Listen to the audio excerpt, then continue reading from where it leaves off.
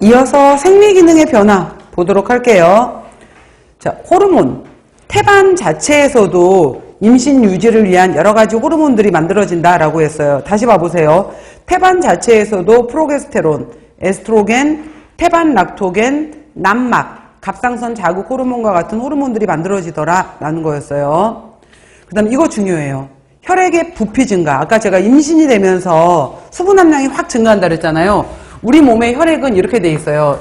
전체 혈액을 분석해 보게 되면은 45%가 혈구예요. 적혈구가 대부분을 차지하게 되는 거고, 그러니까 혈구 중에서는 우리가 형체를 띠고 있는 것은 적혈구, 백혈구, 혈소판이 있는데 대부분을 적혈구가 차지하다 보니까 그냥 혈구 그러면 적혈구로 봐주셔도 돼요. 그리고 분리를 해보게 되면은 55% 정도가 혈장 성분에 해당이 되는 건데 이 혈장 성분의 대부분은 수분이에요. 그러면은 임신이 되면서 이게 이 혈장 부분에 해당이 되는 것은 이렇게 해서 얘가 거의 2배로 불어요. 혈장 부분에서 얘 양이 엄마가 임신이 되면서 이 혈장 성분에 해당이 되는 것은 이렇게 거의 50% 이상이 확 한번 다시 늘어나게 되는데 문제는 얘예요.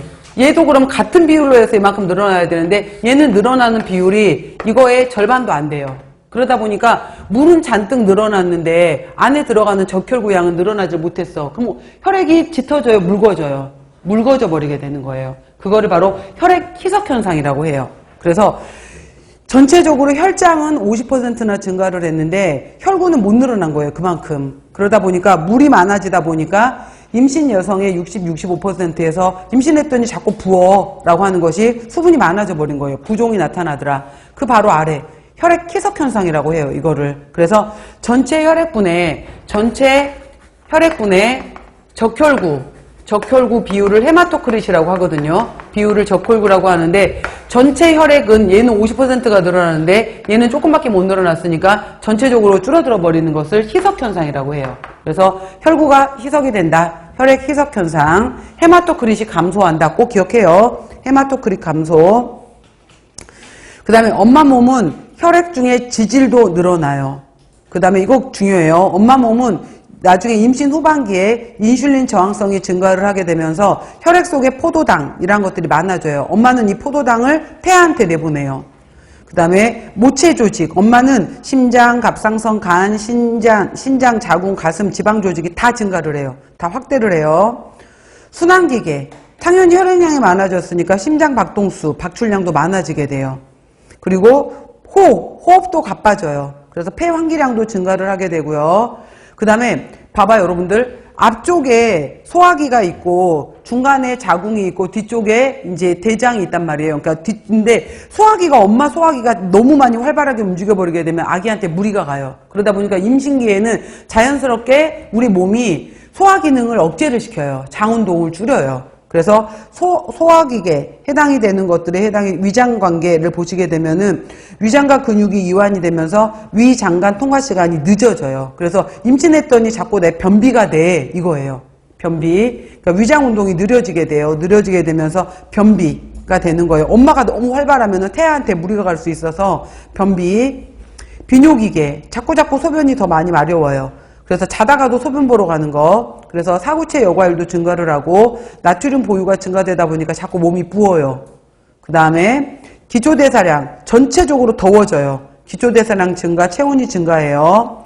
그 다음에 면역 기능 떨어지고 요로 생식기계 감염 위험이 증가할 수 있다라는 것이 있어요.